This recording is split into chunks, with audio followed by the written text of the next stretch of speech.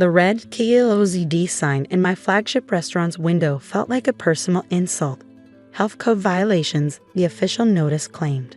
Critical safety concerns. All complete lies, but that didn't matter anymore. Not when the mayor himself had signed the shutdown orders. I touched the window gently, remembering the day we'd opened 5 years ago. The crowd of excited customers, the buzz of anticipation, the pride in my wife Anna's eyes as she cut the ribbon. Now all 6 of my restaurants across the city sat empty, their reputations ruined by a coordinated campaign of bureaucratic warfare. My name is Daniel Martinez, and at 42, I built Heaven Restaurants from a single food truck into one of the most successful local chains in Boston. That success had made my brother-in-law, Mayor Robert Sullivan, very uncomfortable. "Mr. Martinez?" A quiet voice interrupted my thoughts. I turned to see Maria, one of my longest-serving employees, standing nervously on the sidewalk. "We all got the message about the emergency meeting tonight. Is it really over?" I managed a reassuring smile. "Come to the meeting, Maria. Nothing's over yet."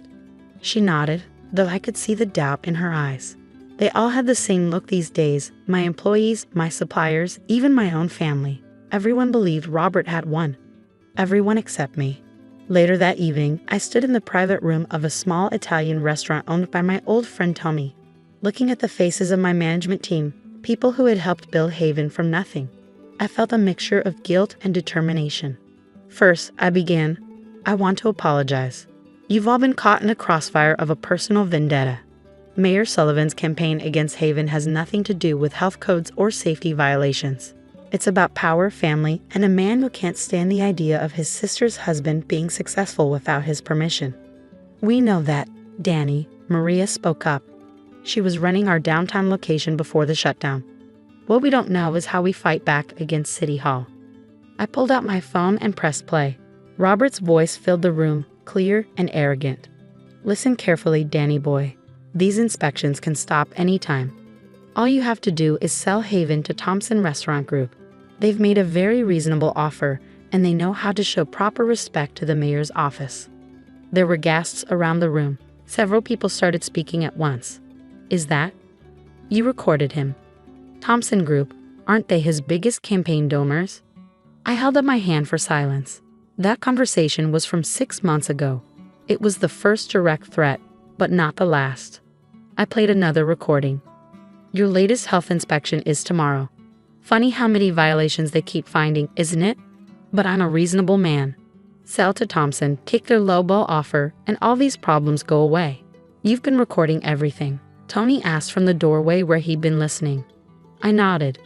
"For 2 years. Ever since Robert started making comments about how unfortunate it would be if Haven had regulatory issues. I knew eventually he'd get explicit about his threats. He's too arrogant not to." The room was silent as the implications sank in. Recording the mayor discussing what amounted to extortion and abuse of power. It was either incredibly brave or incredibly stupid. "But why wait?" Maria asked. "Why let him shut us down if you had this evidence?" "Because it wasn't enough," I explained. "Robert's smart. He always left himself deniability. But yesterday, he finally went too far."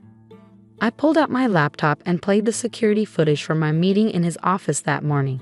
The audio was crystal clear. "You really thought you could fight City Hall?" Robert's smug face filled the screen. "I've shut down all your restaurants. Maybe now you'll learn your place in this family. Sell to Thompson, take the loss, and maybe I'll let you manage one of their locations. That's more your speed anyway." "That's blatant abuse of power," Tony said quietly, using his position as mayor to force a business sale to his campaign donors. "It's also personal," I added. "He's made it clear this is about putting me in my place, about showing everyone that nothing succeeds in this city without his approval." "What about Anna?" Maria asked gently. "She's his sister. How does she feel about all this?" The question hit hard. Anna had been caught between her brother and me since this started, trying to maintain family peace while watching her brother systematically destroy our business. "She knows everything," I said, "including what I'm about to do next. She's the one who suggested I record the conversations in the first place." That got their attention. They knew Anna, her kindness, her dedication to family harmony, as she was supporting this. "Here's the plan," I continued. Tomorrow morning, I have a meeting with someone from the State Attorney General's office. The recordings, the falsified health reports, the connection to Thompson Group, it's all going to them.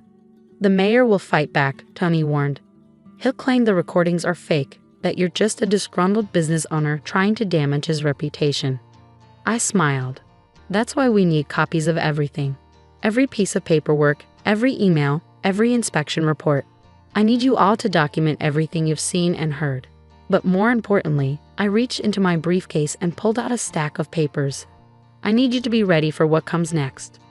They leaned forward as I laid out the documents: incorporation papers for a new company, lease agreements for locations just outside city limits, detailed plans for something bigger than Haven had ever been. Robert thinks shutting down our restaurants will destroy us, I said. He has no idea we've been preparing for this for months. But I need to know, are you all with me? One by one, they nodded. Even through their fear and uncertainty, I saw determination in their eyes. They had helped build Haven from nothing once before. They were ready to do it again. The next morning, I sat in a coffee shop across from City Hall, watching Robert arrive for work. He had no idea that at that exact moment, state investigators were receiving hundreds of pages of evidence documenting his abuse of power. My phone buzzed. A text from Anna. It's done. The AG's office has everything. Are you ready? I thought about all the nights we'd spent planning this, the strain it had put on her relationship with her family, the risk we were both taking. Ready? I texted back. I love you. Love you too. Make him regret underestimating you. I smiled, remembering something my father used to say. Success is the best revenge, but timing is everything. Robert thought he had won, that his power as mayor made him untouchable. He was about to learn how wrong he was. The rest of the day passed in a blur of activity. My management team was executing our backup plan flawlessly, securing new locations, contacting suppliers, reaching out to key employees. Everything had to be ready before the story broke. At 6 p.m., my phone buzzed again. It was Tommy. Channel 5 News just announced they're running a special report tonight on corruption in the mayor's office. Something about abuse of power and targeted harassment of local businesses. Right on schedule. I replied. The AG's office had promised to share the evidence with select media outlets. By morning, everyone would know what Robert had done. I drove home, feeling strangely calm. As I pulled into our driveway, I saw Anna waiting on the porch. Her face was pale but determined.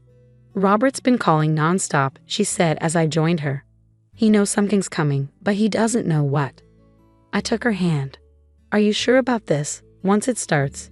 He's my brother and I love him, she said firmly. But what he's done, to you, to our employees, to this city, it's wrong. Sometimes family needs to face consequences. We sat together on the porch swing, waiting for the news to break. The warm summer evening felt surreal, like the calm before a storm. At exactly 9 p.m., my phone exploded with notifications. The story was live. The next morning's headline in the Boston Globe said it all. Mayor Suelivan accused of corruption and extortion. Below it, a subheading. Audio recordings reveal systematic harassment of local business. I watched Robert's hastily called press conference from my laptop. The usually polished mayor looked disheveled, his confidence replaced by barely controlled panic. These allegations are completely false, he declared, but his voice wavered. This is a coordinated attack by a disgruntled business owner who couldn't meet basic health and safety standards. Then a reporter asked the question we've been waiting for. Mr. Mayor, how do you explain the recorded conversations where you explicitly link Haven's health inspections to their refusal to sell to Thompson Restaurant Group? Robert's face went pale. Another reporter jumped in. And can you comment on the $500,000 in campaign contributions you've received from Thompson Group over the past 3 years? I closed the laptop. The rest would play out exactly as we planned. My phone rang. It was James Thompson himself, CEO of Thompson Restaurant Group. Martinez, his voice was cold. This is going to get very ugly for everyone involved. It doesn't have to, I replied calmly. Unless you want the SEC looking into those consulting fees your company paid to shell companies owned by Robert's wife.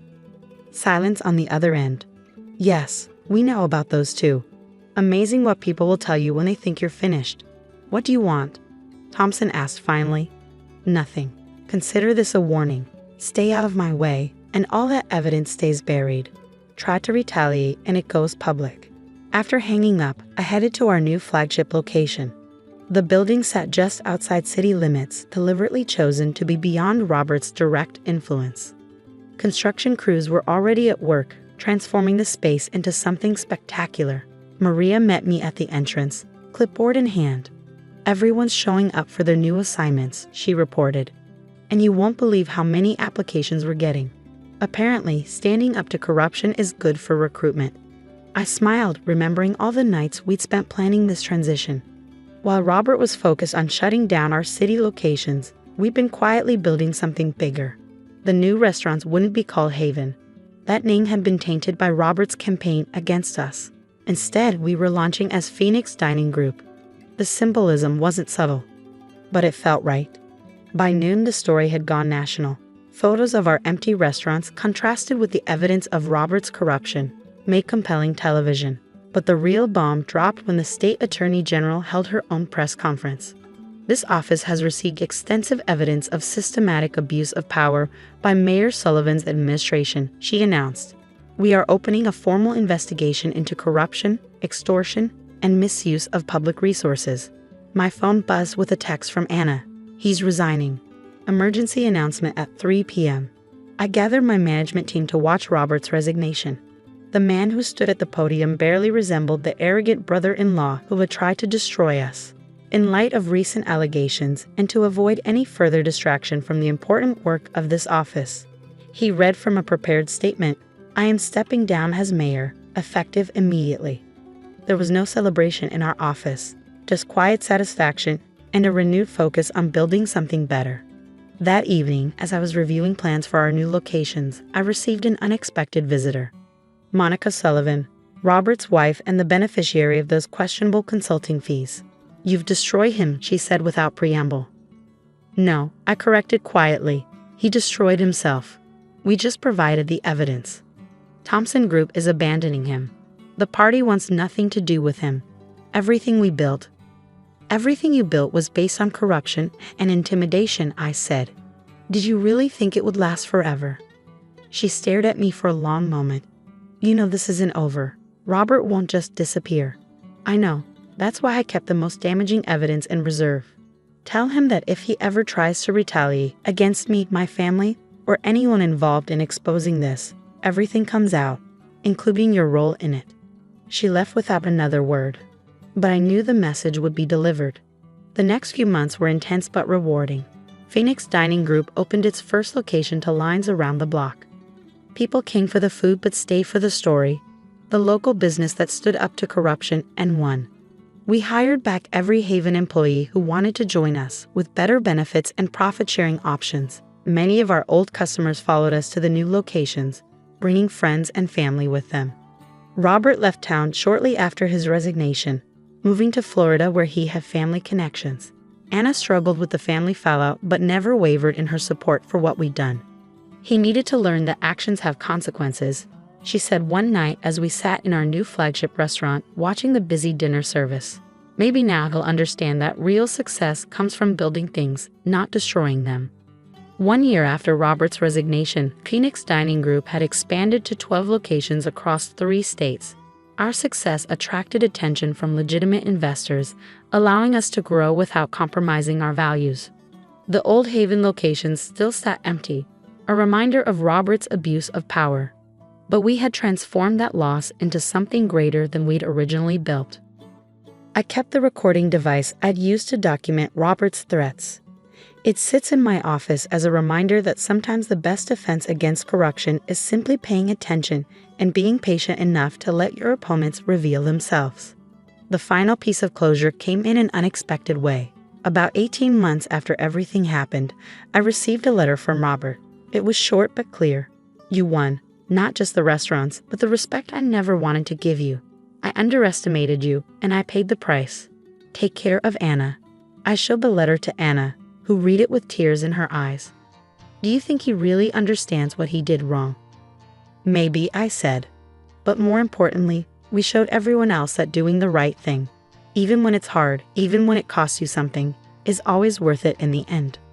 The story of Haven's destruction and Phoenix's rise became a case study in business ethics classes. Students would analyze how systematic corruption could be exposed and defeated by careful documentation and strategic thinking. But for me, the real lesson was simpler. Success isn't just about surviving attempts to destroy you. It's about using those attempts as fuel to build something better. Every morning, as I walk into one of our Phoenix locations and see the busy dining rooms, the happy employees, the thriving business we've built, I'm reminded that the best revenge isn't just proving your enemies wrong. It's proving yourself right in ways they never imagined possible. The red KOZD signs that once marked our defeat have been replaced by the Phoenix logo, a symbol of renewal and resilience. And somewhere in Florida, Robert Sullivan has to live with the knowledge that his attempt to put me in my place only helped me find exactly where I belonged. That's the thing about trying to keep someone down. Sometimes you just give them the perfect reason to rise higher than ever before.